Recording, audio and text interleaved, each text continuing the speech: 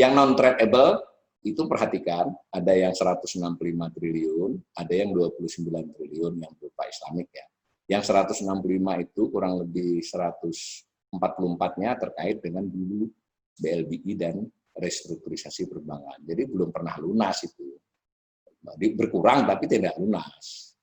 Ini belum lunas, kalau nanti benar ada restrukturisasi kredit perbankan yang bisa berujung pada restrukturisasi perbankan akibat pandemi, lalu ada pemulihan ekonomi nasional, nah ini bisa nambah ini. Itu ya. Nah, tadi selain surat berharga negara, ada yang berupa pinjaman, ya toh, 764 triliun. Nah, pinjaman tidak seluruhnya lagi pinjaman luar negeri, ada pinjaman dalam negeri meski kecil. Jadi pemerintah berutang kepada perbankan dalam negeri bisa, dalam kasus sekarang ini berutang, kalau saya tidak salah, kepada Bank Negara Indonesia, kepada Bank Mandiri, dan juga kepada Bank BRI. 3 itulah. Itu nilainya 8,5 triliun. Posisinya ya pada 31 Desember. Jadi 8,5 triliun adalah pinjaman dalam negeri disebutnya. Utang pemerintah kepada pihak dalam negeri. Nah, sedangkan utang kepada pihak luar negeri 755,5 dari 764 ya. Nah, ini juga penting buat, biarpun dia hanya 755 dibandingkan 4779, tetap kalau kita dalam kondisi sulit, ini kan bagian yang mungkin bisa dinegosiasi pembayaran dan lain sebagainya. Jadi kita perlu juga paham lebih detail rinciannya. Nah, pinjaman luar negeri ini itu ada yang kepada negara, jadi bilateral, negara atau bank sentral suatu negara. Umumnya 2 itu ya. Bilateral kepada negara siapa? Nilainya 295 triliun. Jadi kepada Amerika, kepada Cina, kepada Singapura, kepada Belanda, kepada Jepang, adalah negara-negara itu, kepada pemerintahnya. Pemerintah kepada pemerintah atau pemerintah kepada bank sentral negara tersebut. Nah, ada yang multilateral. Multilateral berarti kepada lembaga internasional ya, kepada Asian Development Bank, kepada World Bank, kepada beberapa anak dari World Bank, ada IFC, ada IFD, macam-macam lah. Itu 422,5 triliun. Nah, ada juga yang sifatnya komersial.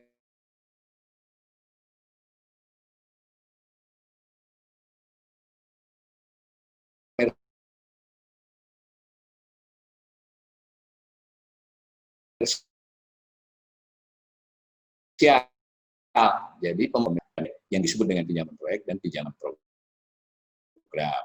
Ya, sesuai namanya, program ya terkait dengan program tertentu, proyek tertentu. Tetapi ini mungkin kalau Anda mau kajian lebih rinci, ini banyak hal menarik di sini.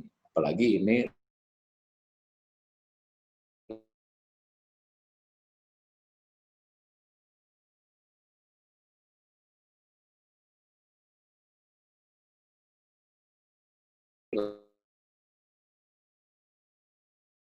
lanjutan dari riba. Jadi itu misalnya. Sementara kalau pinjaman proyek, itu mayoritasnya tidak berupa cash, tapi berupa bisa barang modal, bisa manajemen, bisa macam-macam. Tentu ada cash-nya juga terkait proyek tertentu. Nah, karena itu dalam anggaran yang lebih rinci dari pemerintah yang belanja, kita waktu kemarin sudah kajian belanja, tapi belum sampai kepada level yang rinci karena ini pengantar semua. Setelah 100 kuliah ekonomi nanti kita akan buat kuliah yang lebih mendalam lagi, tapi saya tidak menguasai semua tema. Tapi insya Allah kalau yang APBN termasuk yang saya cukup kuasai, sehingga nanti bagian ini kita akan kaji. Nah, nanti misalnya anggaran Kementerian Pertahanan itu kan ada beberapa proyeknya yang nanti dicatat sumbernya, jadi seperti matrik lah, bahwa ini dapat berupa pinjaman program ini, belanja direncanakan sekian, sumbernya dari pinjaman proyek, ada rupiah ini berarti dari pendapatan yang biasa, lalu ada yang berupa pinjaman proyek, dan ada juga beberapa yang merupakan pinjaman program, mungkin di Kementerian Pertanian, seperti itu. Nah, ini yang menarik adalah nilai dari pinjaman ini relatif stagnan selama kurang lebih 10 tahun terakhir, 5 tahun lah. Tapi sejak 10 tahun terakhir itu turun, dan 5 tahun ini stagnan. Jadi kebijakan utang pemerintah itu cenderung kepada pencairan pinjaman baru, pinjaman luar negeri baru, itu setara dengan cicilan. Ya, jadi nyicil 70 triliun, ya minjem 70 triliun, kurang lebih begitu. Tentu tidak persis sama. Jadi jangan heran, kok utangnya masih 755, kemarin juga 755, apa nggak dibayar? Ya, saudara-saudara, mungkin saya sering bercanda di medsos, ya kita ini nganalisis sukanya dari sisi kita yang utang. Kenapa tidak dilunasi? Kenapa kita harus ngutang terus? Loh, itu kan dari sisi kita. Dari sisi yang utangi ya beda. Bisa nggak membayangkan? Itu abang yang naik sepeda, dulu naik sepeda atau pakai gerobak, sekarang mungkin naik sepeda motor yang ada ininya, mungkin juga sudah naik mobil box, nawarin ke mak-mak di kampung-kampung di desa, ya si mamanya ngutang pancing, ngutang kompor, ya dilunasi, tapi sudah menjelang lunas si mamanya begitu, mak ini ada kompor jenis baru, kompor mak kan sudah rusak, ya ngambil lagi utangnya, gitu loh. Ya, proyek ini selesai kan ada proyek baru lagi, macam itu. Nah, tetapi bagaimanapun kita mengapresiasi bahwa 5 tahun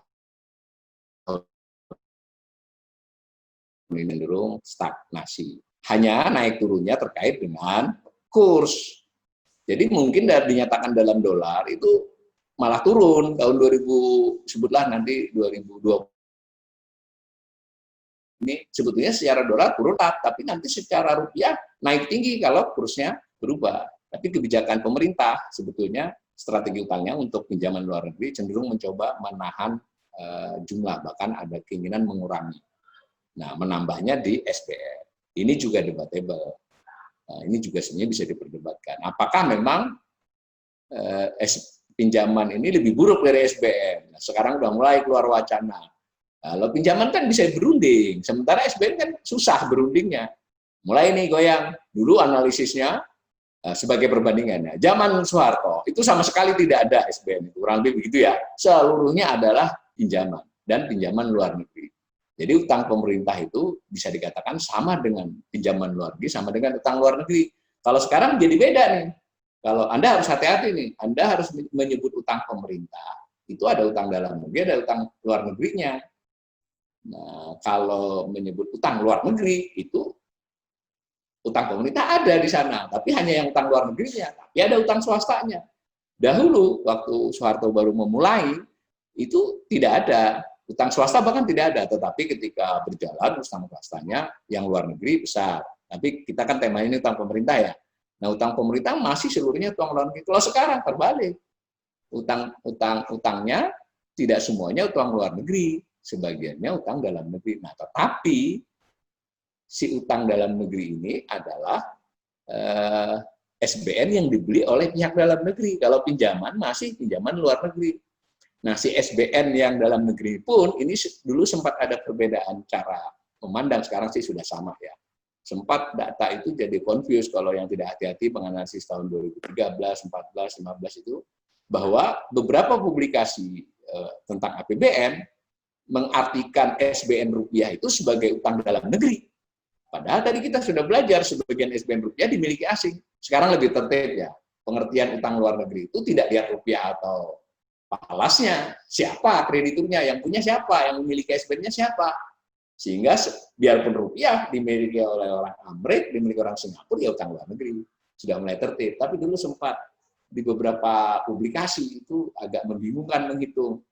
Jadi ada hitungan pembayaran bunga utang luar negeri, ada pembayaran utang dalam negeri. Nah, kalau khusus yang pembayaran bunga sampai sekarang APBN masih mencatat pengertian pembayaran bunga utang dalam negeri itu kepada SBN rupiah, sedangkan pembayaran bunga utang luar negeri kepada SBN palas dan pinjaman. Jadi nggak sama dengan pengertian posisi utang. Nah, ini agak lanjut ya kajiannya.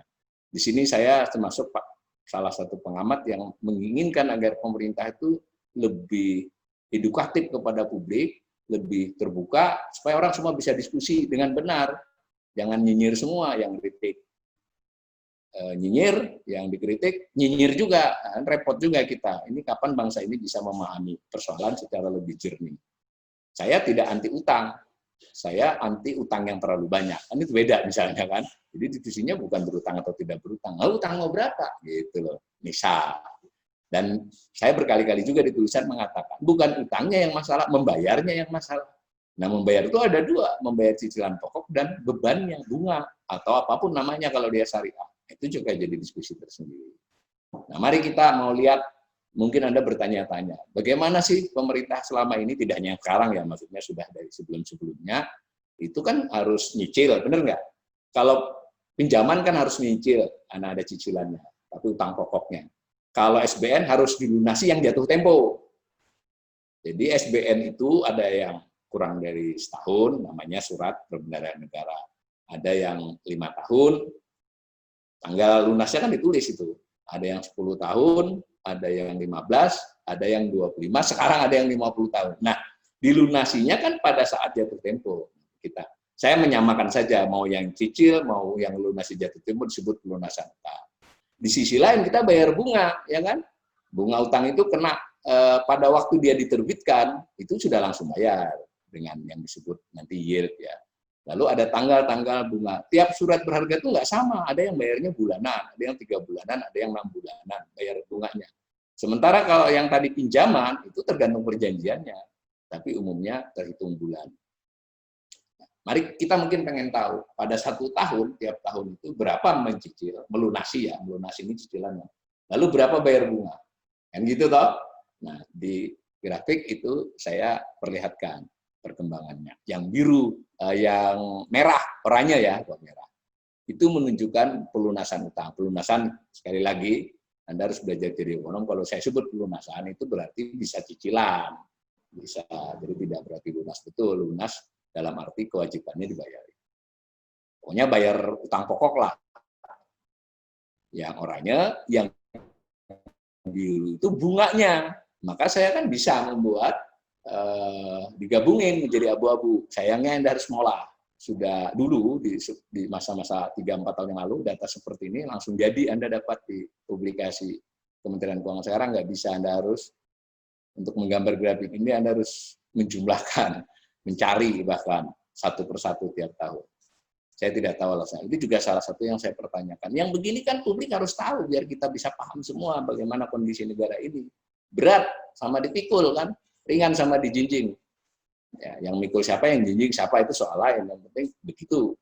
Nah, perhatikan, saya juga bisa. Ini juga dulu juga biasa dikaitkan ini. Sekarang nggak pernah lagi angka-angka ini dikeluarkan. Karena itu saya tulis sumber datanya Kementerian Keuangan, tapi yang olah saya. Nah, nanti silakan dicek. Itu bayar pelunasan ditambah bunga, terus saya bandingkan dengan pendapatan negara, kan ada datanya semua. Boleh kan? Kalau kira-kira saya beranggapan, dan itu dulu sudah pernah sering dilakukan di publikasi-publikasi lama, sekarang aja jarang. Nah, mungkin mengejutkan buat kita bahwa pada tahun 2019 yang sudah realisasi, ya toh, itu ternyata total pembayaran bunga dan pelunasan utang kita itu mencapai 39,5% dari pendapatan, 40%. Jadi seandainya Anda berpikiran, kita nggak usah ngutang lagi lah, masa bangsa ini ngutang terus? Baik, pertanyaannya, Anda mengusulkan tidak berutang, tapi masih bayar nggak utang lama? Itu dulu pertanyaannya. Masih bayar nggak? Nah, apalagi dari kawan-kawan kelompok ekonomi syariah, itu kan ini riba, sehingga kita nggak boleh ngutang. Baik, oke, mari kita tidak mengutang lagi. Pertanyaan saya adalah, bagaimana perlakuan kita terhadap utang lama? Nah, ini datanya. Jadi kalau kita tidak mau berutang lagi, maka 60-40% hampir ya, kurang sedikit, dari pendapatan kita itu ya untuk bayar bunga dengan pelunasan utang kondisi 2019. Kalau nanti kondisi 2020, Anda nggak usah kaget, itu bisa 50. Bisa 50 atau lebih malah. Itu ya. Jadi gimana mau nggak berutang? Nah, itu nanti kalau kita kaitkan dengan kajian kita tentang belanja beberapa hari yang lalu, ya kan ada belanja pegawai, ada belanja barang. Saya sudah pernah simulasi, kan kemarin saya udah hitungkan itu. Itu dijumlahkan semua, berarti kalau misalnya umpama nih kita tiba-tiba pemerintah ini akibat kesadaran bagaimana, udahlah kita tidak usah ngutang lagi, seadanya saja dari pendapatan kita. Baik, tapi karena kita ini negara Pancasila, religius, kita tetap mau bayar utang dan bunga yang sudah terjadi. Baik, berarti ya Anda harus bayangkan 40% dari itu dipakai untuk itu. Nah, kalau mau cukup APBN-nya, pegawai nggak usah digaji selama setahun. Terus mungkin nggak usah beli barang, jadi nggak usah ada listrik, nggak usah ada, ya kan kebetulan ngantornya di rumah semua misal. Itu juga belum cukup. Nah ini bercanda aja. Tapi kita tentu harus membuat kajian yang lebih detail untuk usulan-usulan semacam itu. Jadi ya bisa dikatakan kita beban utang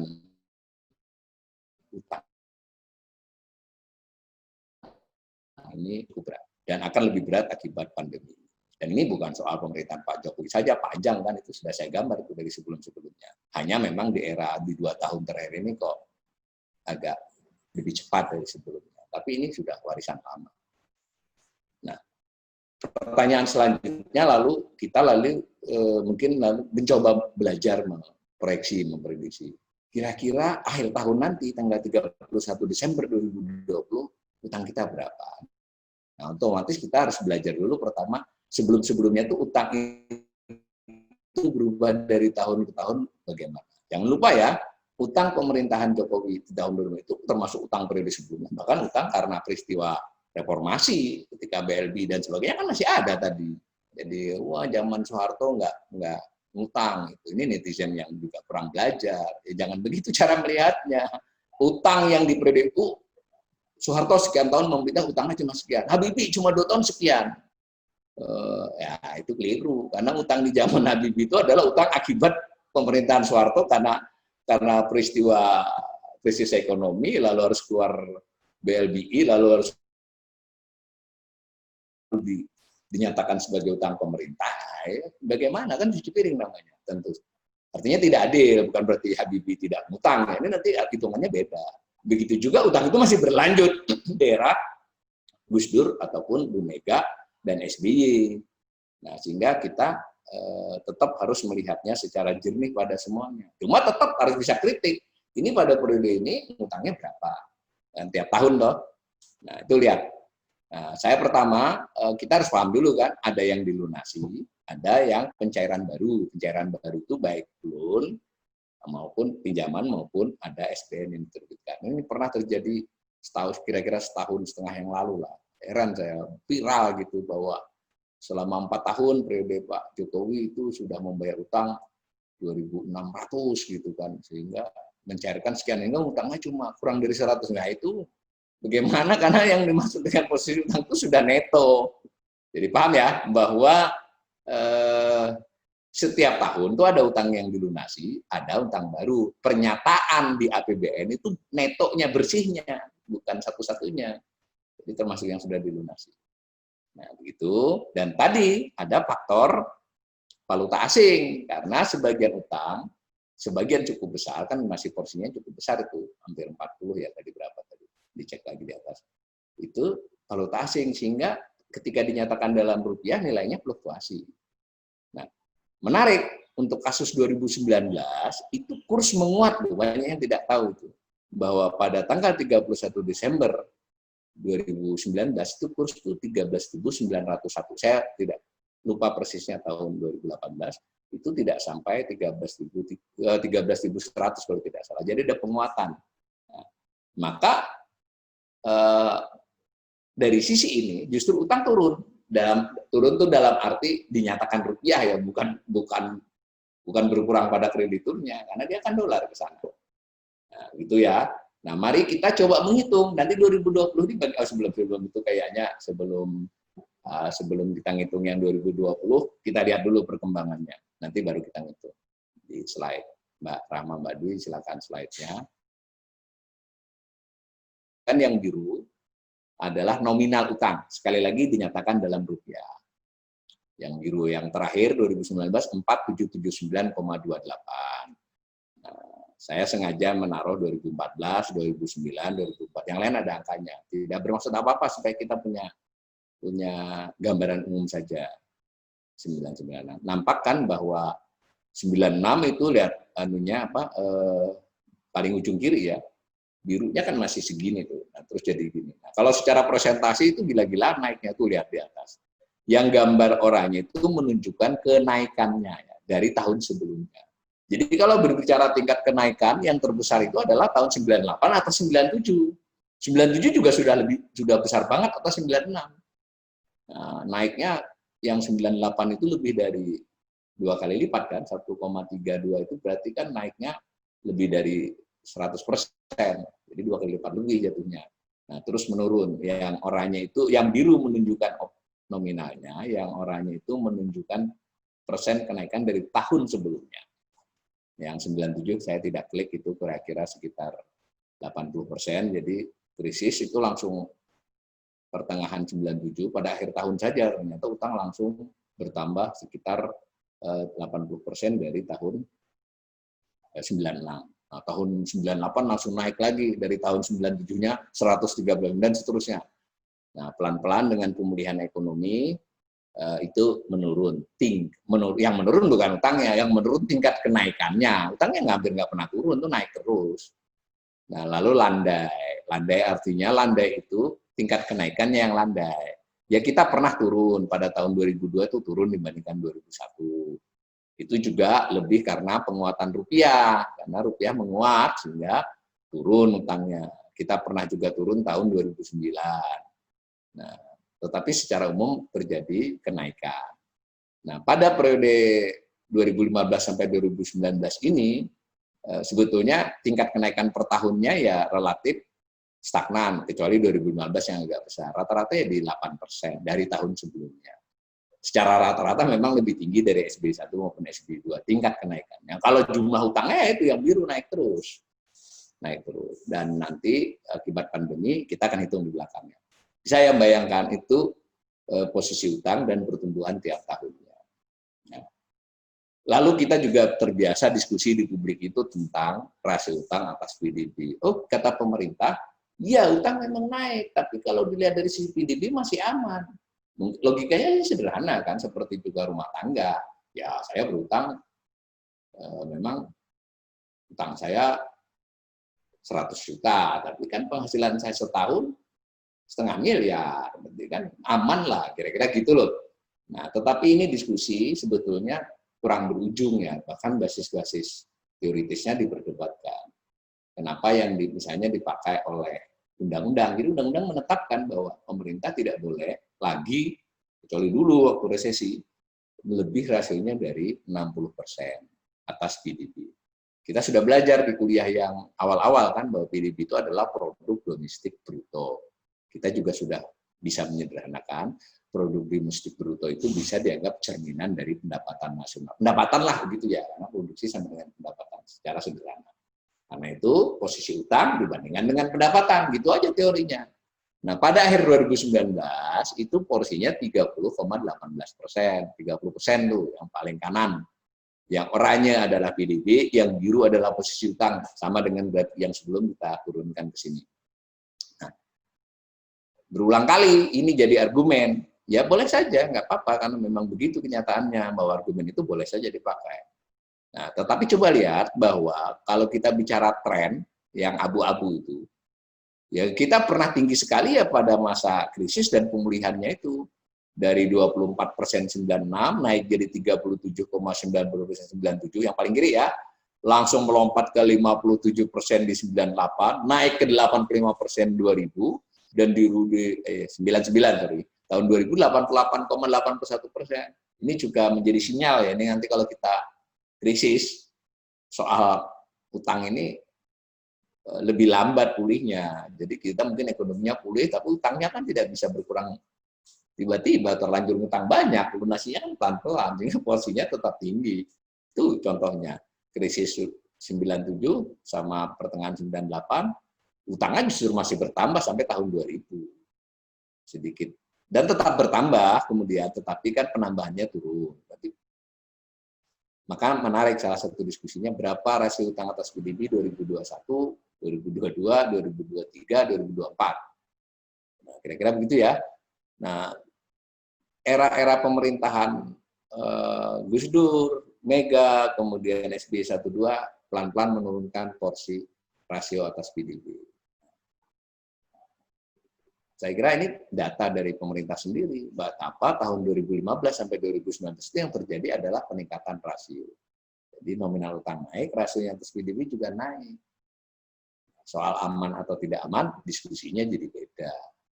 Sebetulnya tidak ada istilah aman 30%. Yang ada adalah 30% itu tidak melanggar undang-undang keuangan negara yang memberi batas rasio itu 60%. Itu ditetapkannya 2003 berdasarkan pengalaman lalu itu loh.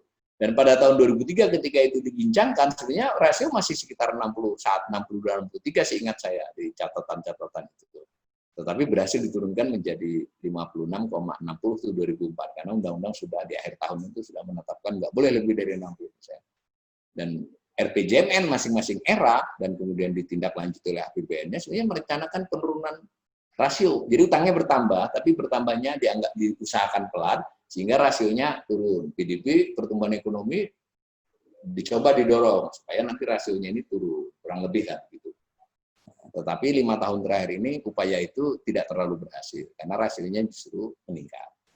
Nah, 2020 kita akan diskusi nanti setelah ini. Nah, sebenarnya dahulu Kementerian Keuangan itu juga suka memberi publikasi tentang posisi utang terkait pendapatan negara. Seingat saya publikasi sampai tahun 2012-13 itu masih ada. Jadi selain terhadap PDB, dinyatakan juga rasionya atas pendapatan negara. Masuk akal kan? Kalau masa kita hanya membandingkan dengan pendapatan negara, PDB. PDB itu kan pendapatan seluruh komponen negara, ya pemerintah, ya rakyat, ya korporasi, bahkan orang asing yang produksi di Indonesia juga dihitung dalam PDB. PDB itu domestik bruto di wilayah. Oke, nggak masalah karena memang perbandingan antar negara suka pakai itu. Tetapi kebanyakan negara, dan kita sudah pernah melakukan, sebelumnya kita lakukan untuk kehati-hatian menganalisis di APBN bagaimana. Nah sekarang publikasi tentang ini nggak ada. Jadi itu data adalah data yang kemudian tinggal dirasiokan. Jadi saya ambil saja data dari Kementerian Keuangan, utang tadi kan sama tuh, yang biru, ya. Nah, yang oranye adalah pendapatan negara, kan ada laporannya. Dibuat presentasinya, ya kan? Utang dibagi pendapatan negara kali 100%, kan gitu rumus biasa. Nah, mungkin mengejutkan buat kita ini, bahwa pelan-pelan dulu memang masih 2004, itu rasio utang terhadap pendapatan negara itu masih 322, pelan-pelan turun, 2009 menjadi 187, yang paling rendah terjadi pada tahun 2012, sempat mencapai hanya 147%. Gampangannya, utang kita itu hanya sekitar 1,5 kali lipat dari pendapatan negara. Negara ya, kalau tadi kan pendapatan nasional, pendapatan pemerintah. Nah, pelan-pelan naik di 2014 menjadi 168. Nah, selama era 2015 sampai 2019 cenderung naik, kecuali 2018 sempat sedikit menurun. Terakhir, pada tanggal 31 Desember tadi, ya kalau dihitung posisi utang 31 Desember dibandingkan pendapatan negara setahun 2019 itu porsinya 244%, jadi 2,5 kali lipat. Pertanyaan jadi serius juga di 2020, mungkin itu sekitar 300 atau 350 ya. Jadi nanti posisi utang kita itu sekitar 3 atau 3,5 kali. 3 kali lipat lebih menurut saya. 3 kali, setidak-tidaknya 3 kali lipat dari pendapatan negara. Pendapatan negara umpama 1.600, kalau utang 6.000 berapa itu? Ya lebih dari 3 kali lipat, 3,5 kali lipat. Nah kembali ke tadi soal utang tadi. Bagaimana kita mencoba menghitung utang di akhir tahun 2020 nanti.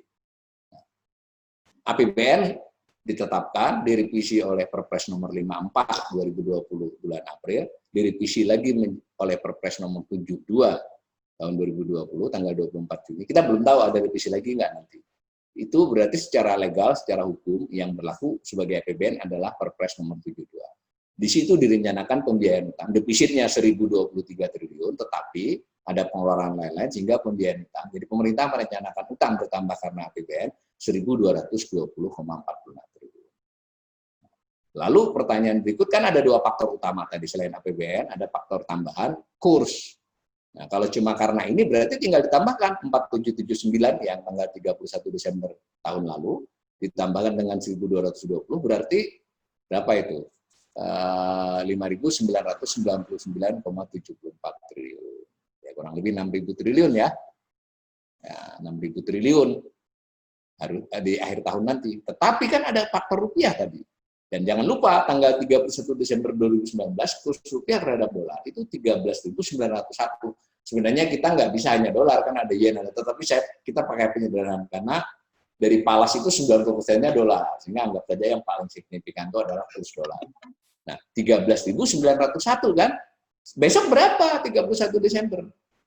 Oke, kita setuju dengan target Bank Indonesia. Umpama tercapai, Bank Indonesia kan sudah woro-woro bahwa targetnya di akhir tahun 2020 itu kurs di kisaran 15.000. Sekarang malah sudah masih 14.500 kan, tapi ini kita masih 6 bulan, apapun bisa terjadi. Nah, 15.000, umpama benar bahwa tidak kisaran, tapi plek 15.000, maka tinggal berhitung 15.000 terhadap 13.901 itu. Slide-nya ditunjukin ya, Mbak Rahma, Mbak. Itu melemah 7,91%.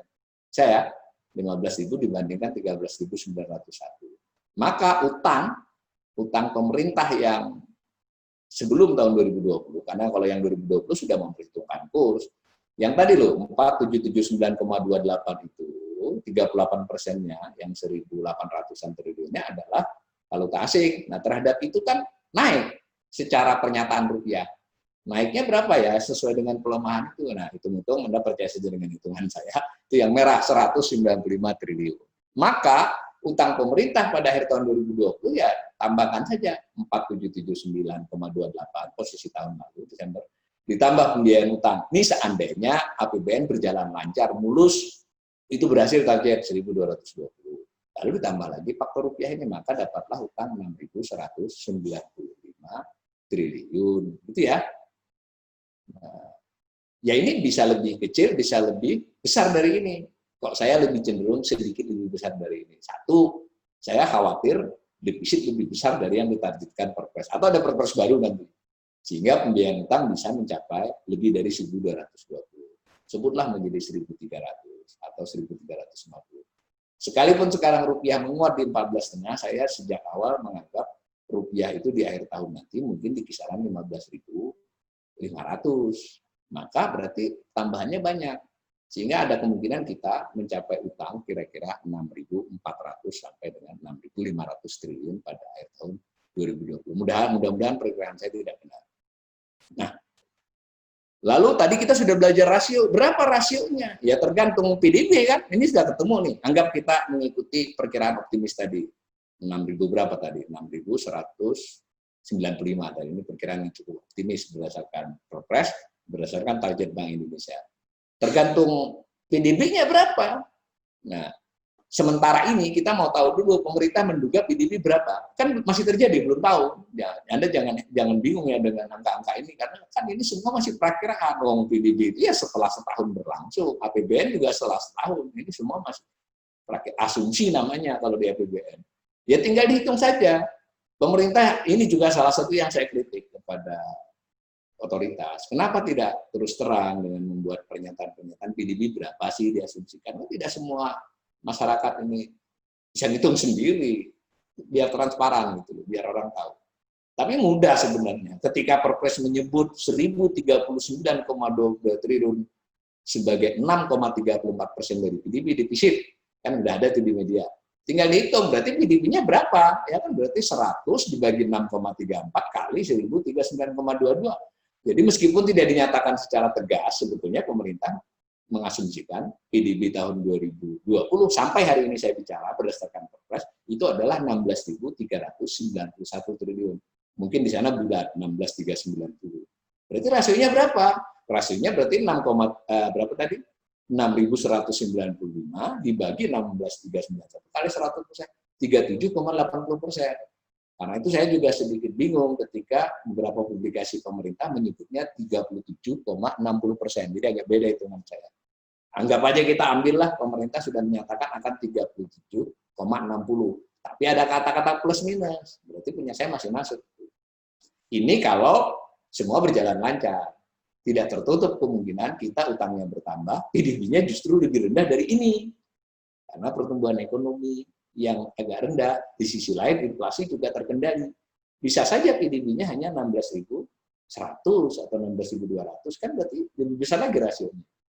Nah, tetapi kita tidak berharap juga bahwa keadaan seburuk itu. Ini hanya untuk pemahaman kita saja, supaya kalau berdiskusi lebih sama lah gitu bahasa-bahasanya. Sekalipun sudah bahasa sama, data sama, kita boleh tidak sependapat. Tetapi gimana kita bisa diskusi kalau cara membaca data aja nggak sama, data tidak sama, kan parah nanti kita. Nah, begitu ya. Mudah-mudahan penjelasan saya ini tidak bermaksud apa-apa. Saya memang termasuk yang agak sering tulisannya mengkritik utang pemerintah, tapi saya setuju bahwa pandemi ini memaksa pemerintah harus berhutang lebih banyak dari sebelumnya. Yang saya kurang setuju adalah apakah sebanyak itu perlu utangnya, sehingga harus lebih banyak penjelasan tentang kok segitu, lalu untuk apa saja, lebih detail, dan bagaimana hitung-hitungannya, mau lebih tegas. Dan yang penting lagi, saya juga heran, ini DPR kok tidak berbicara tentang ini, kan ini harusnya diputuskan bersama. Meskipun gara-gara Perpu yang ditetapkan undang-undang, ya pemerintah boleh saja ngubah-ngubah. Nah, saya juga termasuk yang menyarankan pemerintah, ya betul situasinya berubah-ubah, tapi kan pemerintah kan bisa buat plan yang sudah memperhitungkan itu. Nggak setiap 2 bulan ada perpres, ya kacau kita nanti nih kalau tiap 2 bulan ada perpres APBN. Begitu ya. Tapi mudah-mudahan keadaan membaik, dan saya berharap juga pemerintah dan DPR juga bisa lebih jernih melihat persoalan ini, karena ini bukan urusan tahun 2020, bukan urusan pandemi saja, urusan anak cucu kita di kemudian hari dan masa depan bangsa ini. Assalamualaikum warahmatullahi wabarakatuh.